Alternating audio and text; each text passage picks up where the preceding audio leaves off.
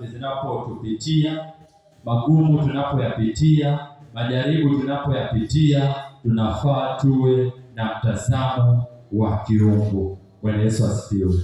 Tuko na ile hali yetu ya kibinadamu, lakini kama mtu ambaye ameokoka tunafaa tukaweze kuwa na mtazamo wa kiungu. Bwana Yesu asifiwe. Tuangalie mtazamo, kuwa na mtazamo wa kiungu ni kuwa katika hali gani? Haleluya. Kuwa na mtazamo wa kiungu ni ile hali ya kuona ama kuchukulia mambo kwa hali ambayo siyo ya kawaida. Bwana Yesu asifiwe.